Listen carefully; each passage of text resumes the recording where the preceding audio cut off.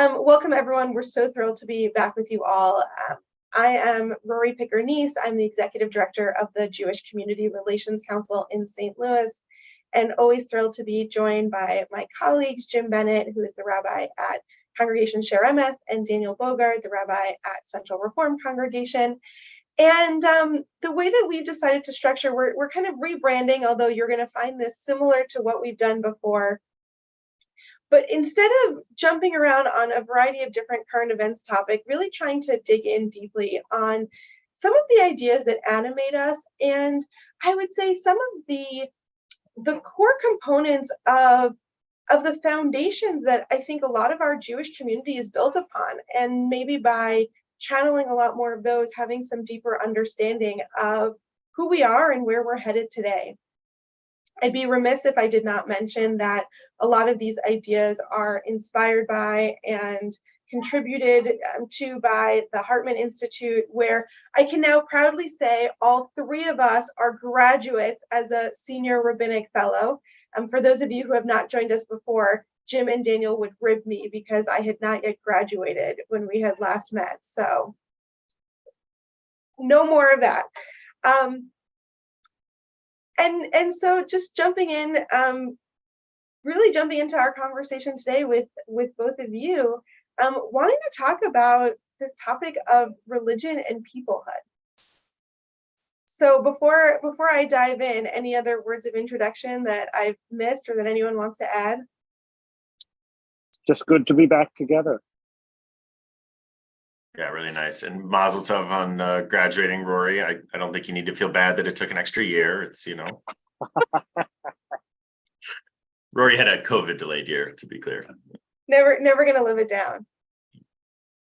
So let me start off. I'll do some of the framing, but want this to really, it's gonna be a discussion between all of us. But I think when we start to talk about peoplehood, and in this case, I'm not going to do a formal definition of peoplehood, but when I think about peoplehood, I think about what it means to see ourselves as part of some larger whole. And particularly as we're talking about peoplehood, I think I'm talking about Jewish peoplehood in particular, although certainly there's lots of different kinds of peoplehood. But the ways in which it seems like Judaism and being part of the community pulls us to some set of greater identity. And with that comes a sense of obligation with fellow people who are part of that community.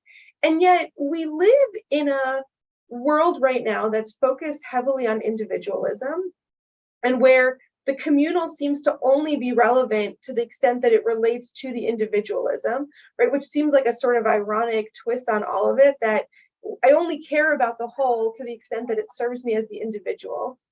And so I actually want to start off because I have a source that I want to look into, and I have some places I want to go, but I'm kind of fascinated by this, and actually to toss it to both of you as Reform rabbis, maybe you can even say a word, because I don't want to assume that I know or that everyone here even knows. I mean, part of Reform Judaism has an emphasis on individualism and on individual choice. And so I'm curious to just hear both of you, maybe just like ground us in your understanding of how you see yourselves personally, like within the Reform community. Like, how do you balance this sense of community with this individual choice? Or maybe even to the extent of am I wrong for assuming your sense of community and peoplehood within that broader context? So I'll toss it to you, Jim, first. Well, thanks. Thanks a lot, I guess I should say. No, I think it's a fantastic question for us. I'll speak personally. I apologize if my streaming is a little funky today. I'm streaming from a remote location somewhere on St. Louis University's campus, and I apologize if it freezes here. I think this tension that you've set up is an important one. The Reform movement was founded 180 years ago now in Europe, based upon this tension between the community and the individual, and the needs of the community and the individual, and the rights of the community versus the rights of the individual.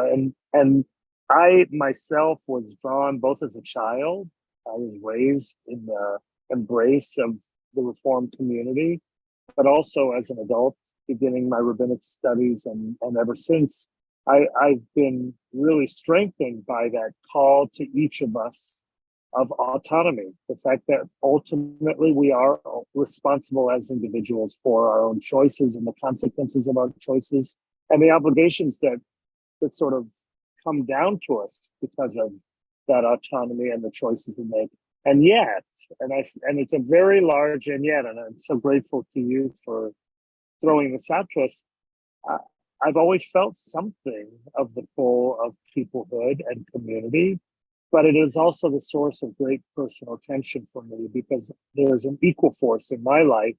In addition to the pull of individual and community, there's the pull of universalism versus particularism. In other words, I'm part of concentric circles at which I am the center. Then there is my people, my community, the people of Israel as a whole, and that is still a subset of humanity. And I cannot and refuse to lose sight of that as well. So that's my first thought. I'll kind of pause there and pass it to Daniel. Jump in. Yeah, it's funny when I think of peoplehood, I don't primarily relate to a tension between the individual and the collective, but instead to a notion of Jewish identity as fundamentally religious or fundamentally peoplehood. Right. And I think part of the problem with this conversation is that as a really small minority in our community, we've sort of taken the categories of the dominant majority and tried to apply them to us. And I think they just don't work. Right. Race doesn't quite work to describe Jews for all sorts of reasons. Ethnicity doesn't quite work. But I think religion also doesn't quite work, at least in the sense that most of the people around us, our non-Jewish neighbors, think about religiosity. I'm thinking of the early reform movement, particularly the more radical reform movement that we've come to call classical reform here in the United States, which was an overt rejection of peoplehood in favor of a notion of being a faith, like a Christian faith. And I'm struck that you can't disconnect that from the Ashkenazi desire to assimilate into American whiteness, right? If Ashkenazi Jews could be white people of the Jewish faith instead of Jews, it was a very different assimilation into America that we would encounter. And I think right there is this notion of obligations to the collective versus the individual that floats throughout all of this. But that has not been, at least the frame that I've classically thought of this through. So I'm really percolating on your framing, Rory. I appreciate that from both of you. And yeah, I threw the question out to both of you, and then I don't know that I've done a lot of work to kind of reflect on where I am, although I think it's fascinating that you come, both of you, in a tradition that has as one of its value statements, I think it's safe to say, but correct me if I'm misspeaking, that focus on choice and individualism. Certainly coming from the Orthodox community, that was never, I think that like there's a way in which all of us are still products of an American community. And so freedom of choice is something that I think is like fundamentally American, but certainly was not necessarily something that was thought about in the religious sense. And I think also to the extent that so much of religious ritual might interfere with personal comfort or convenience, and so there was a sense like, you can't move that. And so, right, Shabbat's going to start at sundown, and it really doesn't matter if I have someplace that I should be, when we change the clock, Shabbat's going to start at 4:30, and that's deeply inconvenient, but, that's just when it is, or whatever it might be. I think about it also like growing up where I have 3 brothers and my dad who would regularly go to services 3 times a day. Oftentimes twice, because you would kind of, do 2 of them sort of, if you did Mincha late and Maariv early, right? The afternoon service late and the evening service early, then you can kind of do them together. But, like there would be times where like something would be happening in the house And like, but it was time to go. I mean, and sometimes sort of jokingly, obviously, if there was ever really a crisis, I just have this very vivid memory of, I mean, this was when we were older. My brother, I don't remember why we were all at my parents' house, and somehow, like, I think the doorknob broke, like my brother got locked in the bathroom. And my brother is very handy. Like, he had a pocket knife in his pocket. We knew he was going to be fine, but he sort of like yells down, like, I'm stuck. And my dad's like, well, time to go to services, and there was sort of like a, you just, that was kind of how you structured your life. But I find it interesting because I think even as I didn't grow up with a sense of individual choice within that, I'm not sure that I also grew up with a total sense of peoplehood. I think to some extent there was sort of language around, responsibility to fellow Jews. But I also think it's one of those things that's really easy to talk about in the abstract, or especially these like Jews that we kind of know or that we don't know, that we can think about overseas in need, but then really hard to do with the Jews who are actually living near you, who don't act like you or don't look like you or don't practice like you, or who, you got in a fight with last week about something.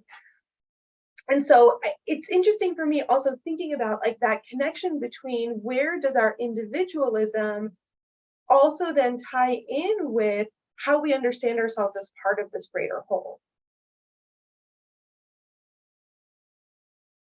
Yeah, Rory, you're reminding me, I think it was the Pew study that came out in, what was it, 2021, the most recent one that came out.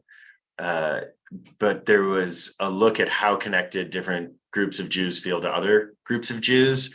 And it was striking that both American Reform Jews and American Orthodox Jews felt much more connected to Israeli Jews than they do to each other. Right? And what does that mean for peoplehood? It's one of the things I always ask people who are converting when we're at their Beit Din before mikvah is, talk to me about the connection you feel to Jews whose values and religious practices are radically different from your own, particularly, very Orthodox Jews here in the United States, or, the Israeli settler community, or whomever it is. Right. And that's that sense that we are obligated to and by people who really have values that often feel abhorrent to us, wherever we're sitting on that, right? And to me, that's always been what Jewish identity is about. And one of the undercurrents, I think, going through here is I think pretty profoundly separate out a scale of religiosity and a scale of Jewishness from each other, and really believe deeply that they can be entirely independent of each other. Can you unpack that more for all of us? Yeah, right. Like, you can be deeply religious or deeply a-religious without it having any bearing on how Jewish you are or are not, or how Jewish you feel, or how Jewishly connected you are, or how Jewish your life is. And I really think part of that has to do with the nature of what it's always meant to be a Jew, which is different. I think part of it has to do with the two main Jewish identities that exist today are Israeli Jewish identity and American Jewish identity, or North American Jewish identity, not to leave out our Canadian brethren. Right, in American Jewish identity, pretty radical, I think. From the historical norm, we have turned Jewish identity significantly into a religious one. And similarly radical to a Jewish historical norm, Israeli identity has turned Jewish identity into a national one. And both of these, I think, are responses to modernity, but both of them are very different categories for what it means to be a Jew. The other thing that I think is floating through here is American Jews are secularizing at the same rate as very progressive American white people. When you look at us on most scales of religiosity, that's what it looks like for us. And I think there's a real disconnect between so many of our American Jewish institutions, the centering of the synagogue as a religious home, and the reality of the sociology of American Jews, most of whom, or many of whom, feel very Jewish, want to be Jewishly connected, and aren't so religious and aren't interested in being religious, nor are they so interested in a Jewish identity that is centered on religiosity. Jim, did you want to jump in? No, I was just going to add, or peoplehood. I think that those same people are less compelled by a sense of peoplehood.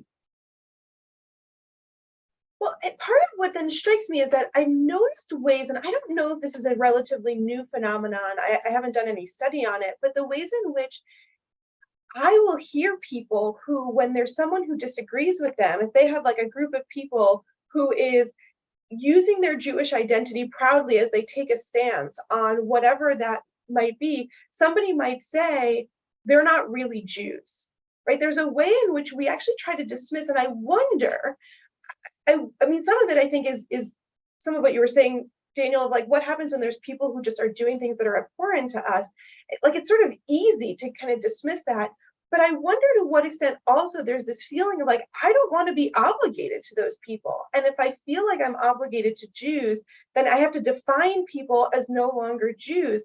But that starts to get, first of all, I think really dangerous. I mean, it's deeply problematic, right? Like I was going to say, who are we to decide? But like, there are rabbis here. But I still, I mean, but even as like individual community rabbis, I mean, I don't think we have the authority to then start to declare. I mean, the idea of starting to declare people as not who they are or not truly a part of a people, it makes our life much easier. So now I'm only obligated to the people that I like.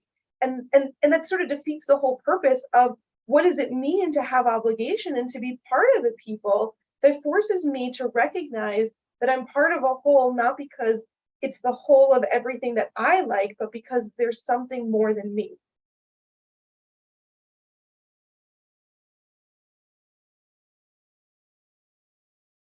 Yeah, right. I think it's the phenomenon of so many of us who, after 2016, would say he's not my president, which is really, I think, a way of saying he is my president, and I really despise that and don't want to be associated with him, which is the same way that I think many Israelis are saying he's not my prime minister. But again, it's a claiming and a pushing away that's happening all at once. For me, I think of being in Hebron with the Hartman Group. Jim, we were there together and meeting with the chief rabbi of Hebron and the surrounding settlement. And him sitting there and giving us a lecture about how, you know, all of his 40 grandkids and 70 great grandkids are Jewish and more Jewish than any of us. And none of us will have grandkids that are that Jewish, and that all of them. And all I could think is, my God, that I would rather my children end up entirely disaffiliated with any sense of Jewish identity than end up like him, which I think is part of what we're wrestling with here, right? What does it mean to have these fringes that feel abhorrent morally?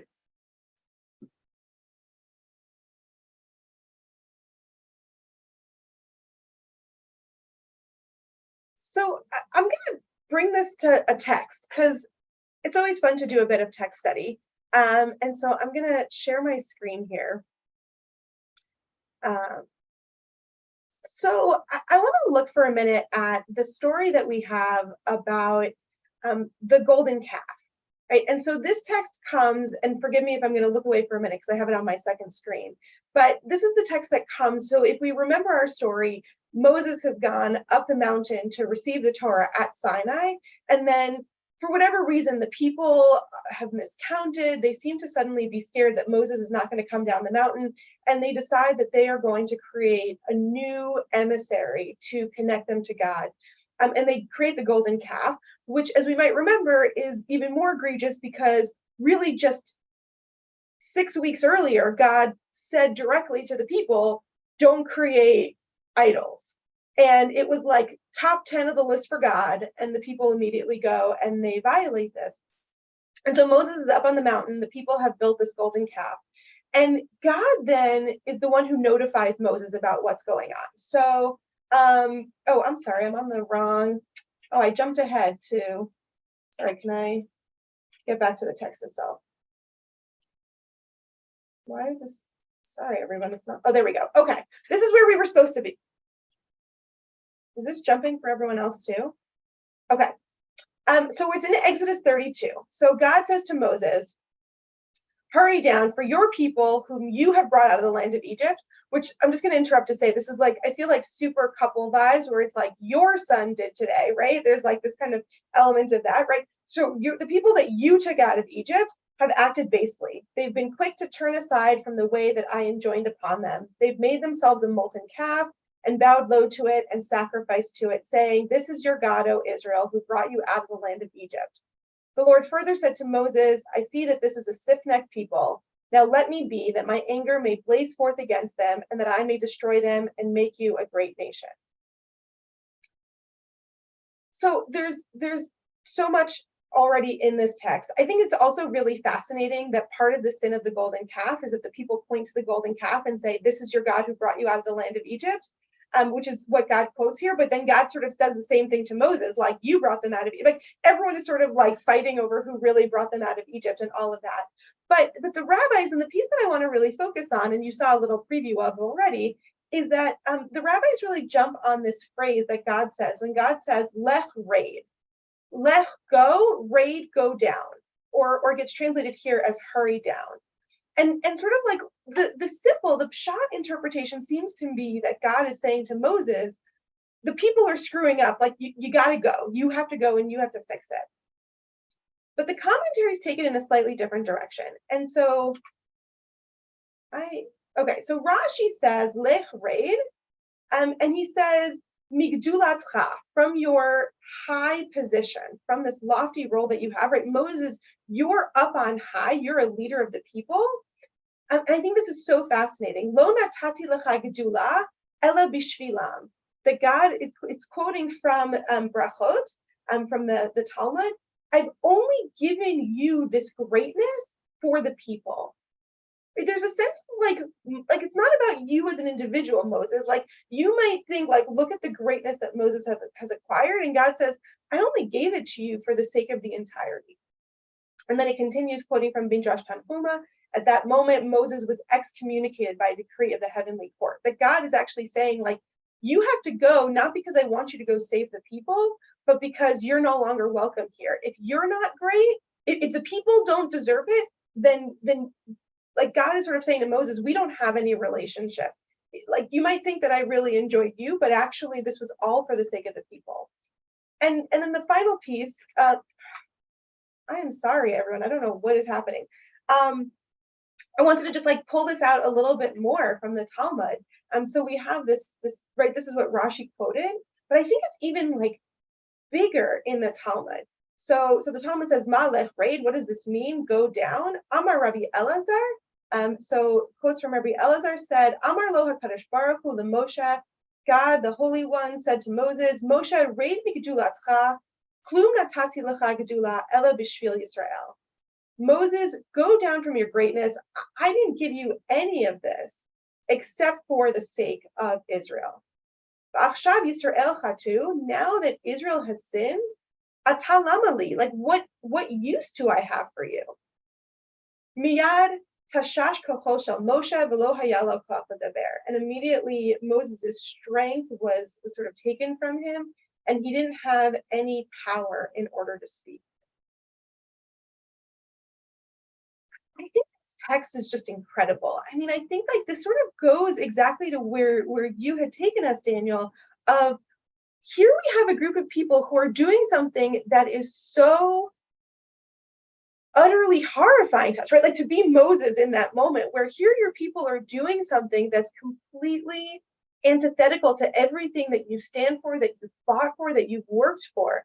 And not only does Moses not get to say, "Those aren't my people." In fact, if we remember, the rest of the story is that, right, I mean, we sort of ended the quote where God says, "Let me destroy them." And Moses is going to say, no, God. Like, and Moses talks God down from wanting to destroy them. But that, like, so you have Moses who sort of has this sense of obligation, even though these people have done the most heinous thing, right? Moses could be like, "I literally was just, like, I left 40 days ago. All you had to do was just sit still, and I was coming back, and you couldn't even handle that." But you also have the rabbis having God basically say to Moses, "You don't get to be an individual in this story. It doesn't matter everything that you did. You're tied to these people, and if I lose the people, then I lose you also."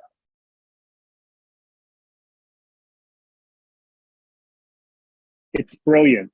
Thank you for sharing it. I mean, there's so many levels, Rory, in which this is profound. And I actually think it goes in both directions, because this is as much about the people's obligation to God and to Moses, which they presumably have betrayed, right? They have moved beyond, let's say, rather than pejoratively saying they betrayed. They have disobeyed. They've been disrespectful. They've interpreted for themselves. They've acted on to put the reform philosophical imprint on it. They've acted with autonomy, right? Even if that autonomy moved them in a direction that infuriates the source, God and or Moses. And yet the text is so subversive, because counterintuitively, instead of them being the object of the critique, they are protected in their autonomy and in their choice and even in their disobedience, right? Moses is the one. It's so ironic, and I love it. I'm so excited that you brought this text. I may have to rewrite my whole High Holiday sermons as a result. I'm thinking of these texts within their own political contexts of the authors of them, right? Because the Talmudic text is written by Jews living, 1,500 years ago, give or take a few centuries, in a foreign Babylonian politics. And you can hear the critique of their own leadership here, right? And you can hear Rashi's critique of the Jewish community's leadership where he is as well. And those are the levels at which I particularly appreciate this text, right? Because I think it works in our own political moment, whether we're talking about intra-Jewish politics or national politics or communal politics or whatever we're talking about, in terms of the nature of self-aggrandizing leadership or leadership for the sake of others, or the same tension between individualism and collectivism. And we think of it as being a modern sort of thing, right? Post-Enlightenment individualism. But of course, this tension has always existed. So let me ask the really hard, I'm just going to get to the real question, I think, here, which is, do we have a feeling of obligation and indebtedness even to those people who don't feel that to us within our community?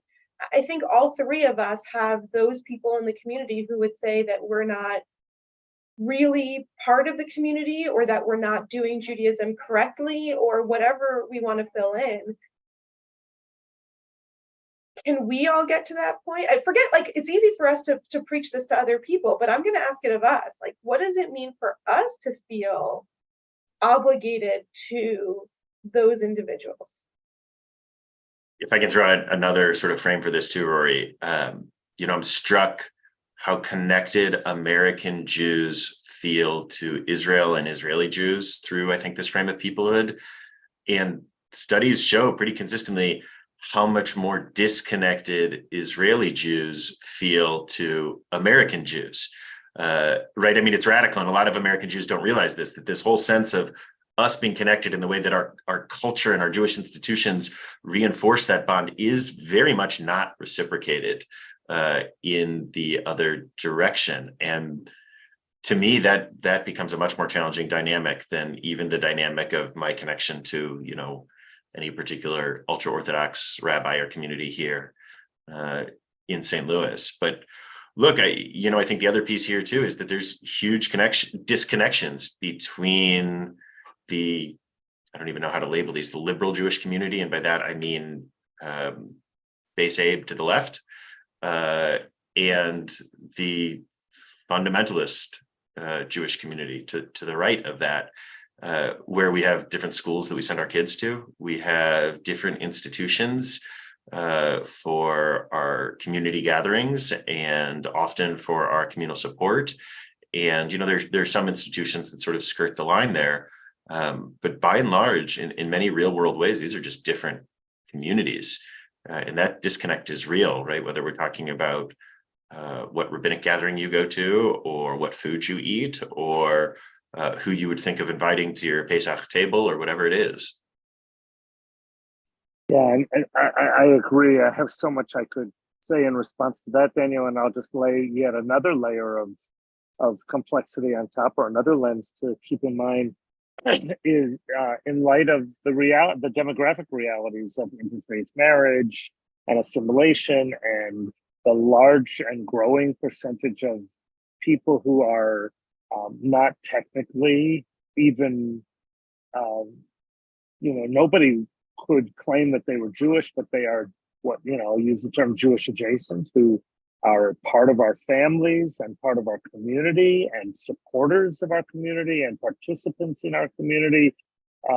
What is our obligation to them vis-a-vis, in contrast to our obligation to people who are clearly part of our ethnic or religious or historical peoplehood community, but with whom we have far less in common, not only ideologically, but just period, in terms of life choice and practice. And also on top of that, another lens that occurred to me as you were speaking, Daniel, just to make this even more complicated, which is the alliance of anti-Semitism. The sense of, well, I'm obligated to my people because there are those who hate me because I am part of my people. But in fact, that's complex as well. So I think there's just so many layers to this. I don't even know where to begin to respond.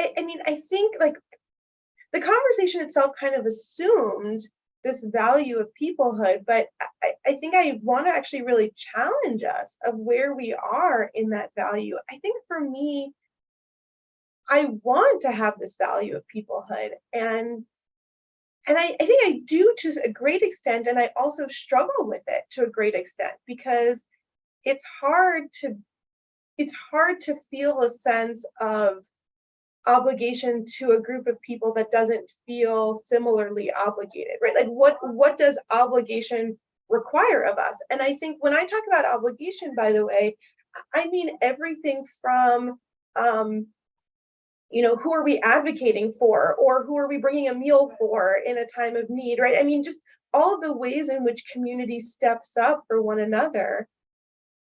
Jim, it looked like you wanted to jump in. Yeah, I just wanted to add some nuance to that because it's so rich and so disturbingly compelling. I'll frame it just slightly different, and I'll use the example you just used, just because it occurred to me as you said it. So, if you had limited resources and you had to make a choice to share your resources, in an act of tzedakah, and the choice was to help somebody who was technically part of your people, somebody from the Jewish community, but who did not view you as authentically Jewish, perhaps, by your choices, or maybe by your definition. Somebody typed in the chat about being a Jew by choice. So, it was somebody who literally said, well, you don't count, versus somebody on the other end of the continuum who was not Jewish at all, but who shared all of your values and perhaps was a part of your family, extended family by marriage or something. Is obligation more compelling based on peoplehood, or on, and if you only could help one with the limited resources you had, where I actually shudder to think that we are actually in a real situation where we are having to make those kinds of choices in our lives between and the conventional wisdom answer has always been, well, people comes first. And every Jew should feel obligated. Kol Yisrael Arveim Zeh B'zeh. We are all tied up intricately in our people. But am I really going to choose somebody because of my peoplehoodness, as opposed to a more authentically genuine sense of connectedness that may not be based on peoplehood? I really struggle with it. I think we know many of us know the answer, and it is simultaneously something I feel confident in and disturbed by. I'm gonna thank you for all that. I'm gonna even take it to like, we call this like pulling, behind the curtain, and this is like, really letting people see all the how sausage is made. So I'm gonna even say the very real reality of this program. So we've been doing this now for a couple of years. And one of the things, and we've named this, I think, in this program, that we've had people have reached out to us critical because why wasn't this person invited and that person invited and all those kinds of things. And so we did the last kind of iteration, we had some rotating guests, and just to be clear with everyone, we might bring other guests back again, but we're going to do it more based on the topic and not based on the guest. But one of the things that I was thinking about was that as we would have people push us and say, well, you're only including voices that you want, you're not including these voices and those voices. Those people who, and I'm not naming names on this, but the people who in particular, people were pushing us to say, well, include this person and include that person. None of those people ever invited any of the three of us into their conversations, right? And you could say, well, they don't have a monthly Zoom, and that might be the case, but also, right, I mean, I haven't checked with all of you on this, right? Like, I don't think any of us have ever been invited into the congregations to participate. I don't even know that some of us have been invited to coffee meetings to have conversations or even to just engage. And so maybe that's a petty side of this, but I think it's important to name because I think we're all human, and I'm going to just be really honest in that, right? It's hard to keep on being the person who creates space for people or who wants to be obligated when you don't feel that there's ever a reciprocity of that. And so I think that the tension you bring, Jim, is like, yes, there's all of these ways, and sometimes that our traditions tries to push us to say, right, like who are your people or your town before others and things like that. But then there's also ways in which the people in my town weren't there when I needed help, or the people in my town haven't showed up for these things, or the people of my town have treated me badly, right? I mean, we add all of those things, and I want to name that I don't think the sources make allowance for that. I think the sources are pretty clear in terms of where they see the spheres of obligation. They don't say your town before other towns only if your town has treated you well. But I want to just like name that because I think it's really easy to talk about this of like peoplehood is this great goal. But I want to really acknowledge the challenges that we face in that I think there's great benefits, and maybe we want to take some time to unpack those also, but I think there's huge challenges of what it is to recognize yourself as part of a people when there could be people in that people who don't see you as part of those people. And so where do we sit with all of that becomes hugely challenging. Yeah, and I'm also curious, I agree totally, Rory. I'm also curious if this is mostly, or at least significantly, a leadership problem as opposed to a problem of the vast majority of the community. And what I mean by that, I'll be more direct and clear, even if somewhat controversial. Is this a problem of rabbis and communal religious leadership and not the vast majority of people? And are people led? I'll use, I say this at risk of airing some dirty linen in public, but I'll use an example in our community, as in almost all communities I'm aware of, that there are two separate rabbinic leadership groups. We have the St. Louis Rabbinical and Cantorial Association, which has been around for a very long time, and the vast majority of colleagues who identify themselves as from the Orthodox community simply refuse to participate and refuse to sit down at a table with those of us who are not in alignment with their definition of Jewish obligation and practice. And even with all the efforts to be inclusive, there's a limited number, a few people like yourself are the exceptions, Rory, but is there any, I guess I'll say it this way, is there really such a thing as Jewish peoplehood when you have leadership in the community rejecting a substantial portion of the community and saying, you may not be my people, except when I want you to be, except when we're under threat or when I need something from you?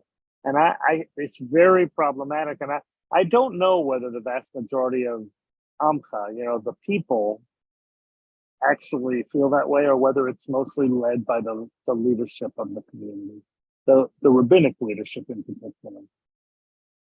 Maybe I'll just say we have had the chat open, so I know some people have joined in, but if people have thoughts on that, because that's a great question that none of us can answer because we're sitting in a certain spot. So I'm going to toss it to you, Daniel, but people are welcome. We're pretending you're not here, but we know you're here, even as we're talking to each other. And so you're welcome to share some of your thoughts if that's an experience or a challenge that you face also. I had a whole other text I was going to share that I messaged you about, Rory, and maybe we'll still share, but this conversation, at risk of going off on yet another tangent here, though I feel like this does replicate the conversations we have when no one else is around too. I'm thinking of Yonatan Zunger, who's an Israeli philosopher and technologist and just sort of public thinker, Israeli American. I think he's back and forth from the Bay Area. He wrote this piece called "Tolerance is Not a Moral Precept" that has been really impactful for my thinking around this. And he basically makes the argument, I'll drop the link in the chat too for folks who want to read the whole piece. He makes the argument that we should not think of tolerance as a goal at all, but instead as a playing field in order to achieve our goal, which is to say that tolerance doesn't have absolute value. It's not what we're trying to achieve. That tolerance, he calls it a peace treaty, which is that it's useful if everyone comes to the table and agrees, but that we don't have an obligation to tolerate intolerance. That those who are not willing to sit at our table except under their own very specific conditions, it's okay not to invite them to our table, and we don't have an obligation to do so.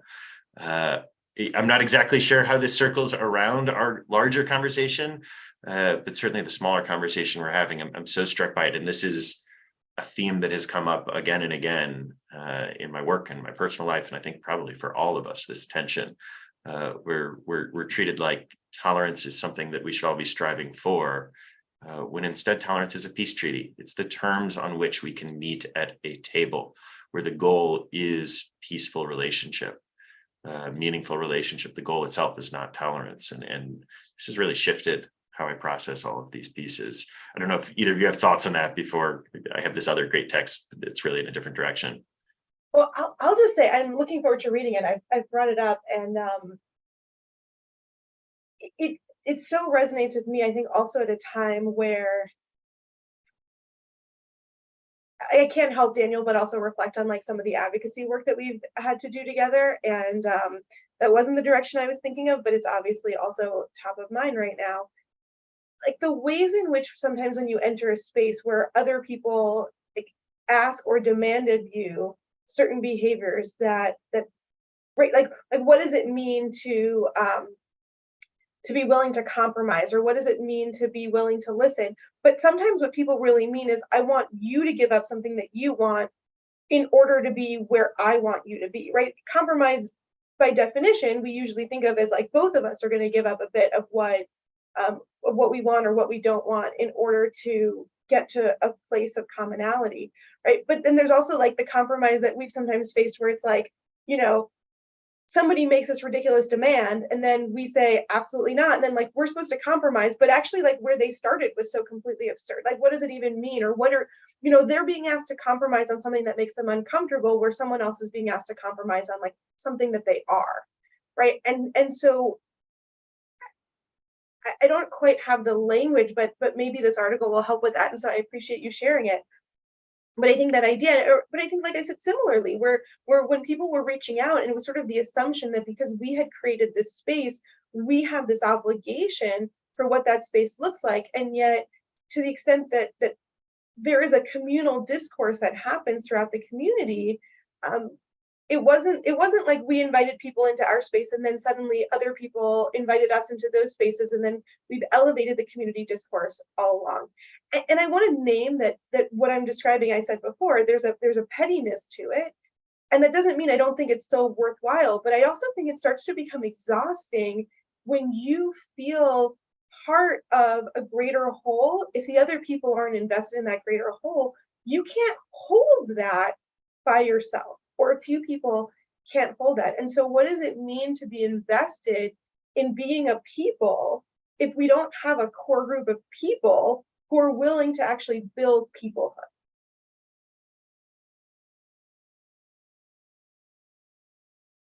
So Jim, if you don't have thoughts, I've got another text I want to share that I know you know well too. Please, I'd love to. Let's see the text. Is this showed up? Can everyone see the Telushkin text? Cool. I'm going to turn towards my other screen. One of the more unusual texts in Jewish religious literature concerns a case of an infant born with two heads. Hopefully this is sort of an imagined concept here, right? The rabbis in the Talmud that we're going to be looking at are really dealing with the question of what constitutes the boundary between one person and another. And like so many rabbinic texts, that means that they spend all their time in the gray, right? What is the absolute most extreme version of a test case here? And that is someone born with two heads. Is that person one person, or is that person two people? And of course, they're worried about inheritance here. Talmudic commentary to Menachot 37a raises the question of whether such a child is entitled to one or two shares of their inheritance. And they note a similar case that was raised before Solomon long before, who, again, hoping this was not real, said, let them pour boiling water on the head of one child and see if the other one screams. If they do, then it means that the children are not regarded as twins, but as one. However, if the second child does not feel the suffering of the first, then they are to be regarded as separate individuals. Telushkin adds, one hopes that this case was hypothetical, certainly for the sake of the child destined to have boiling water poured on its head. Nevertheless, the late Rabbi Joseph Ber Soloveitchik, of a blessed memory, argued that the implications of this case are not hypothetical at all. In his essay, Kol Dodi Dofek, a famous essay, my beloved's voice calls to me, he writes, if boiling water is poured on the head of a Moroccan Jew, the prim and proper Jew in Paris and London must scream, and by feeling the pain, they are loyal to the nation. So I'm struck, other than Soloveitchik's ending here, must scream, putting that aside, I think everything else is descriptive rather than prescriptive. And I find this to be much more compelling as a descriptive text, right? There are times when, God forbid, when there was the shooting at the Kansas City JCC, or gosh, I remember every time a bus would blow up during the Second Intifada, it was like my heart was breaking wherever I was. I remember writing some, intense letter to the editor sitting in a cafe in India after a bus blew up in Jerusalem. And there have been wars, particularly some of the more recent wars in Israel, the sort of summer skirmish wars, that it's like it doesn't even impact me emotionally at all. And part of that has to do with my changing place in life and how often I've been to Israel recently and all of these other pieces. But I also think it's just descriptive in the way that the Talmud imagines Solomon, right? That if we scream when someone else is hurting, it means we are connected. And if we don't scream, it means we're not. And we can moralize all that we want around that, of what we should do or what Jews should feel, or how come it is that Jews in America aren't responding in this certain way to a new bombing in Israel, or how come that.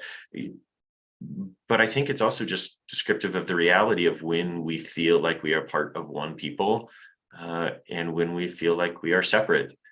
And right, I think that's much of what's happening for a lot of American Jews right now, particularly progressive American Jews, is they look and they see a politics in Israel that is so deeply disconnected from both how they wish the politics looked there and the mythology that they were raised believing was the politics of Israel.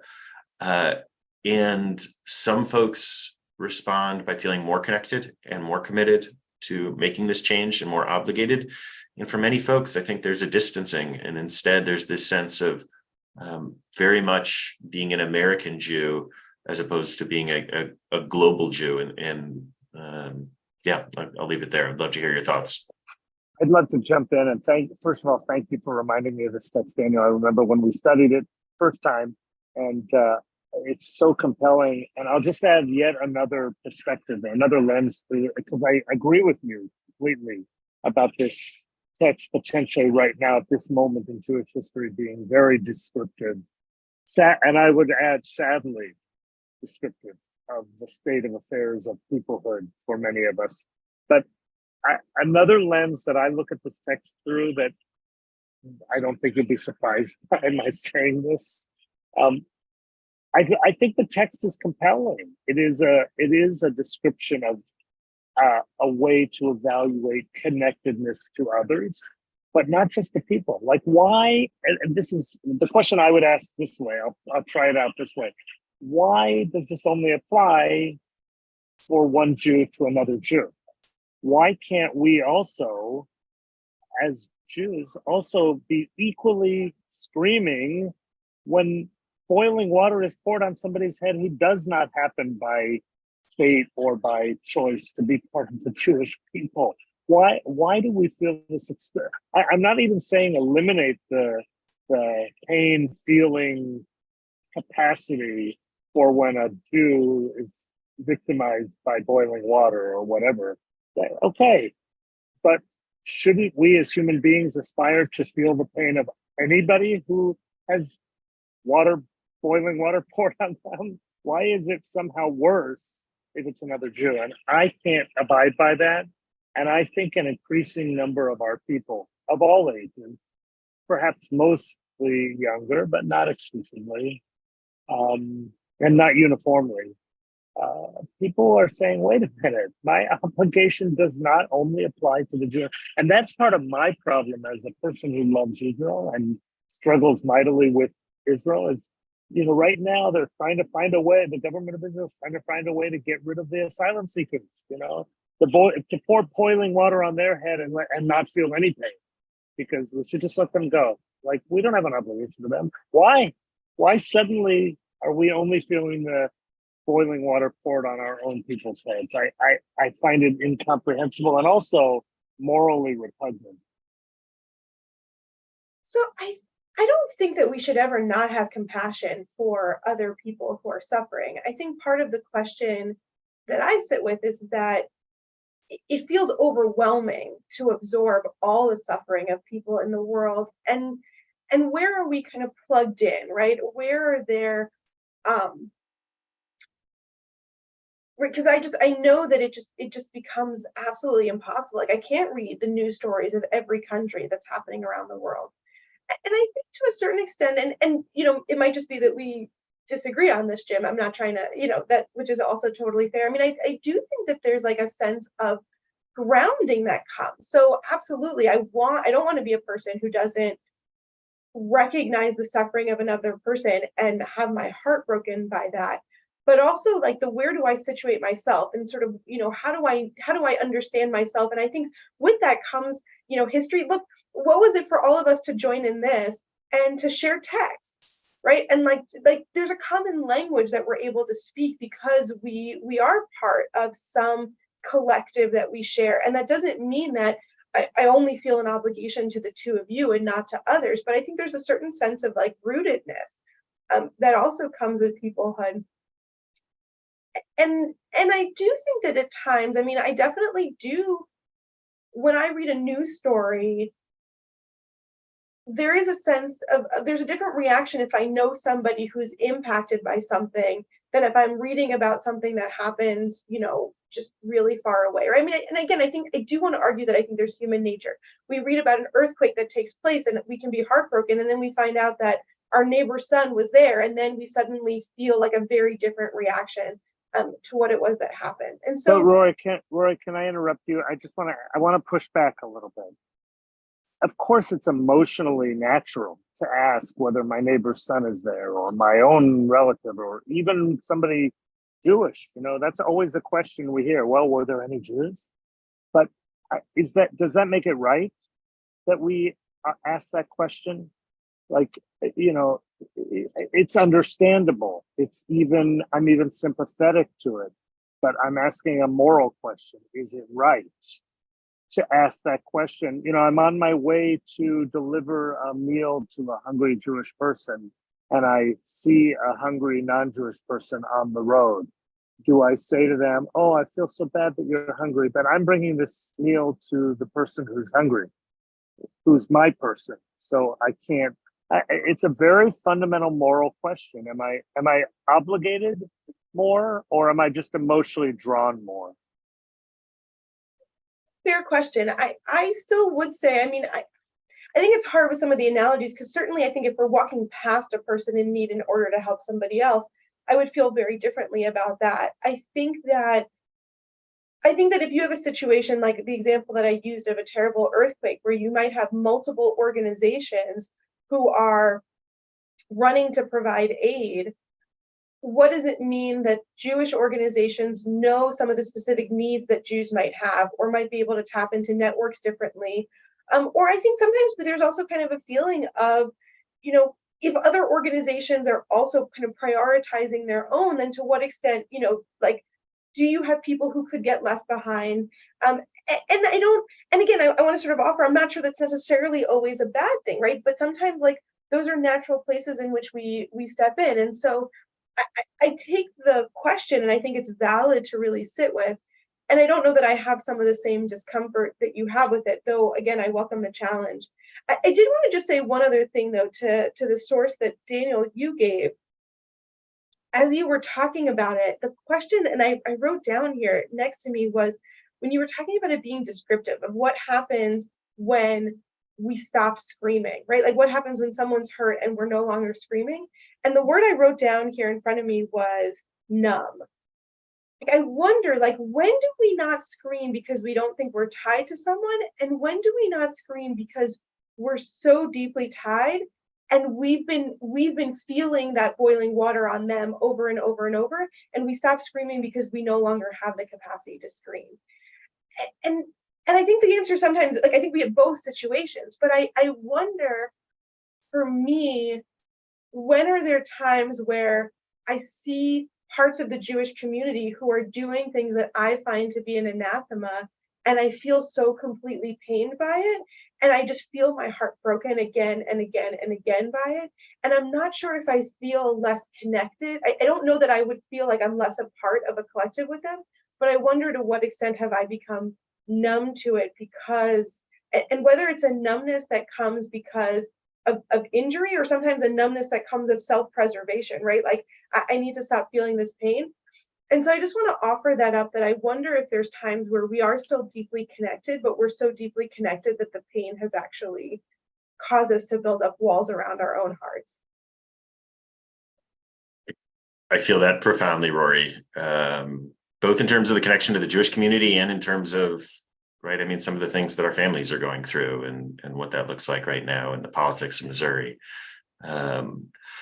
I guess to Jim, my response is, I don't read this text exclusively in any way within a Jewish framework. I mean, I'm pushing away the Soloveitchik line at the end here, but right, if we're talking about the Talmudic context, to me, this is just descriptive of how humans work, right? I mean, we all show up in the hospital and walk past Jews to go visit our own congregants who are there, whether those congregants are Jewish or not.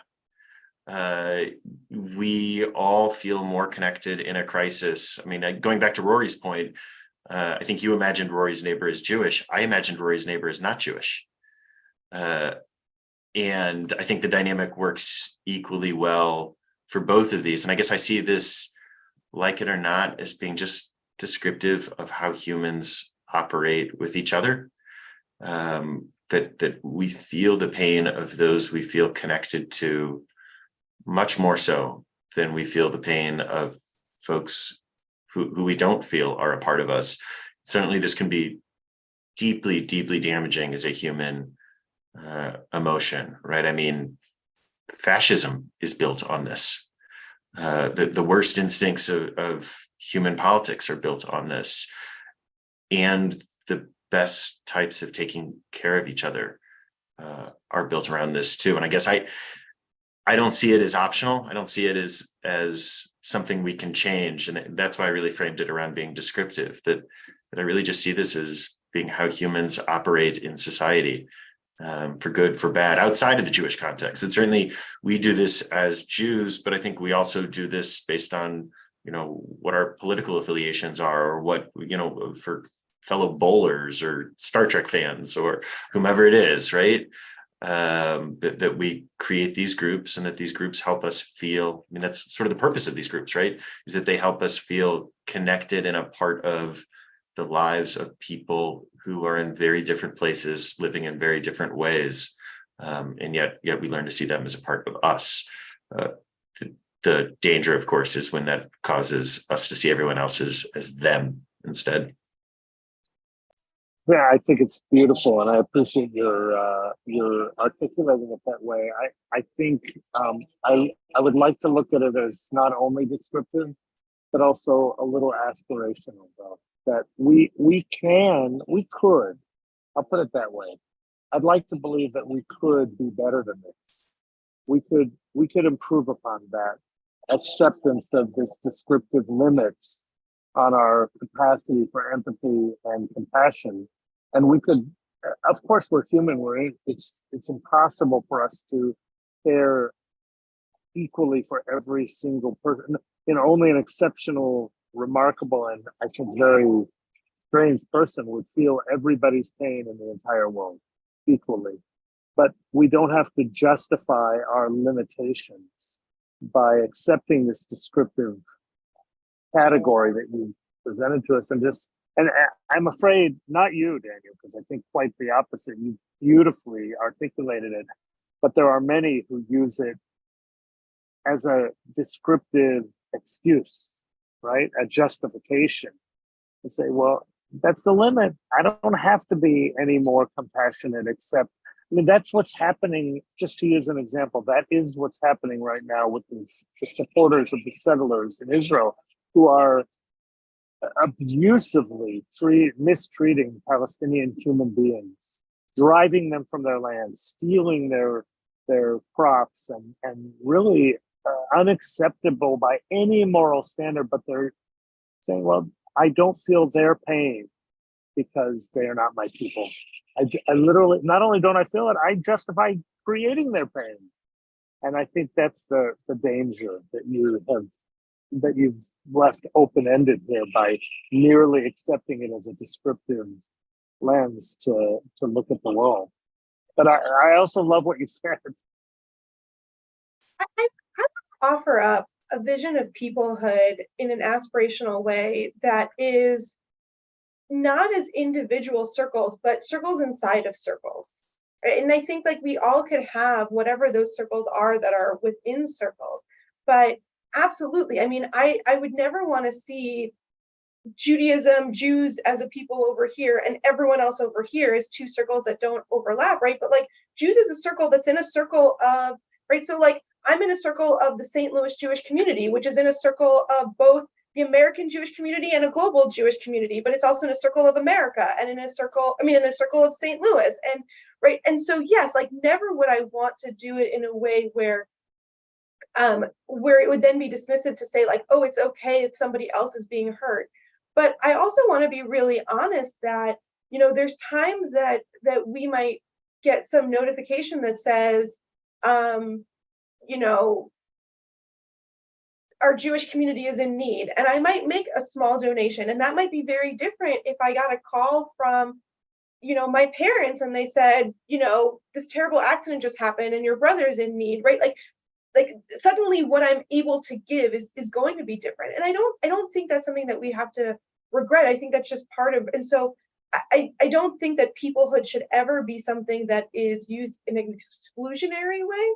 But I think for the idea that now I'm part of something, and being a part of something means, right? So being a part of my family means I'm going to take that call. So being on this call means I'm ignoring my phone. But if it was a family member who started texting any of us and saying, this is a crisis, right? We would take that very differently.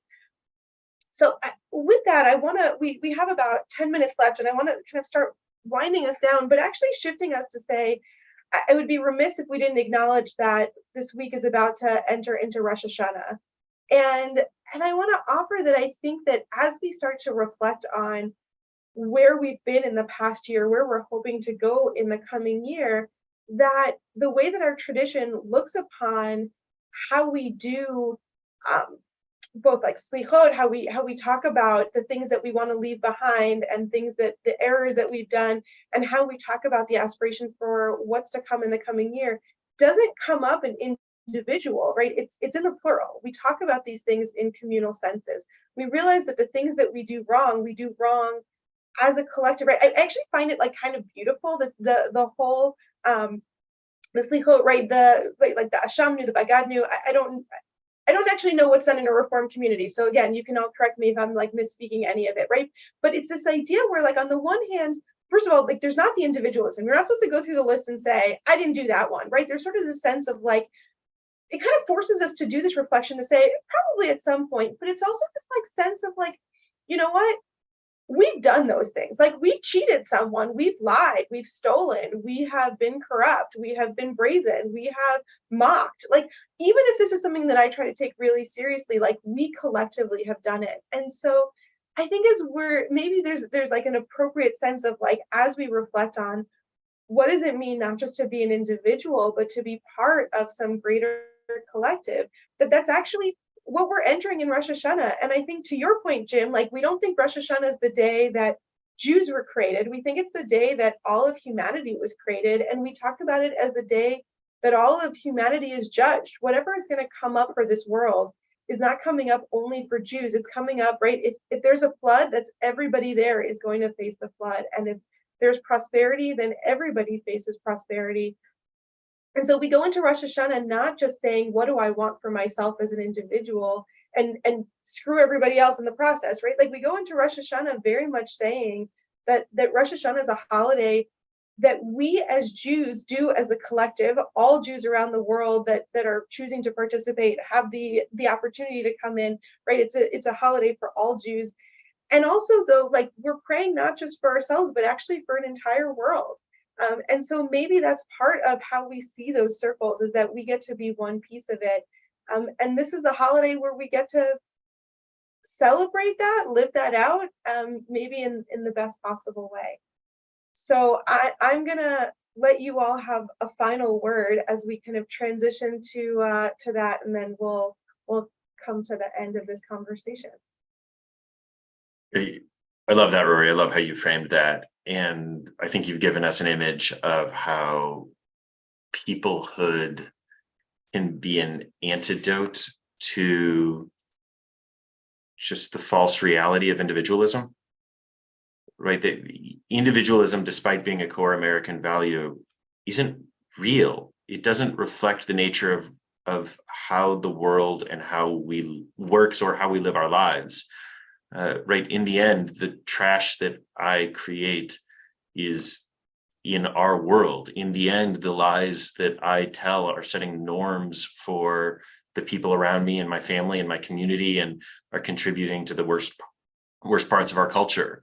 Right. The pollution that we put up into the air. Right. I was just listening to a podcast on this, that it takes like a day and a half or something wild for emissions that cause global warming to just be entirely universalized around the entire upper atmosphere. Unlike ozone, which is very localized, that it's almost instant that the negative impacts of me turning down my AC to, 65 degrees or whatever a low AC temperature is, right? Like, that is immediately impacting all of us. And the idea that I am operating as an independent person and that individualism is possible is absolutely an illusion. And peoplehood surely can be a frame that leads us to chauvinism and to superiority, right? Jewish nationalism, Jewish superiority. These are real problems in states in Israel that Jews control, just like they're a problem in every place that there is a majoritarian population. But peoplehood can also help us to escape the selfishness of the imaginary concept of individualism, and recognize that everything that we do is interrelated. I guess that the last sort of piece I would add here is I'm thinking of the second paragraph of the Shema, which Reform Jews, it's one of the first things that the Reform movements eliminate from the liturgy, right? And it's from Dvarim, it's from Deuteronomy, and it's all about getting punished for your sins and being rewarded for the mitzvahs that you do, collective, individual, whatever. And Reform Jews got rid of it because they said, we don't believe it. And the Israeli Reform movement and more American Reform shuls are adding this back in as a recognition of just the reality that we don't live on islands. And when we push good into the world, it impacts the whole world. And when we push the worst of ourselves into the world, it impacts the whole world. So thank you for this topic today, Rory. I'll echo those thanks, and also to you, Daniel, for those beautiful words. I was thinking as you were speaking, and as we've been wrapping up, about the global world in which we increasingly recognize we are living, where many of the constructs that we historically have used to describe ourselves or to label ourselves or to compartmentalize ourselves are beginning to fall by the wayside, be they gender or, and I think increasingly nationalism and ethnicity. And while they are based on truth to some degree, many of them are constructs. And I think that if we are honest with ourselves, this creates an opportunity for us not to have to discard every aspect of these constructs, but to acknowledge that they may be constructs. The Reform movement has been doing this for a very long time, with expanding the boundaries of our definition of who is a Jew and being welcoming. I actually think that is authentic in Jewish tradition for 2,000 years and more, actually since our inception. And that our instincts that move us towards the particular often reverse and move us back towards the periphery, towards the universal. And that this is a beautiful challenge, but it's also, Rory, as you said, as the new year begins, it's also an incredible opportunity for us to enter the new year with humility and with and in a spirit of teshuvah. And hopefully none of us can do anything but do that. None of us, all of our people and all of those who care about the teachings of our tradition can read them and study them and pray and enter a new year with humility and with a sense of teshuvah. And I'll just say Shana Tova Metuka, may it be a good and sweet year. Amen. I think that's just a beautiful summary. I think in the greatest of hope, peoplehood should be what pushes us to be better versions of ourselves, to remind us of that it's not only about us, that we're part of something so much bigger than we are, and that we can aspire to something so much bigger. And so that is my hope that I add in of the year to come, that we are constantly striving for and attaining all of those things that sometimes feel impossible, but that are doable when we see ourselves as part of something bigger, and that we can build a world that is stronger, healthier, more just, more supportive, more loved than the world that we've seen before. So we will close out. I will say that our next session, which will be next month, is going to be on the topic of from crisis to covenant. And so I think a good place to pick up from here to head to that one. And so glad to have you all join us again. And we're wishing all of you a wonderful, happy, and healthy new year. Shana Tova. Shana Tova. Tova.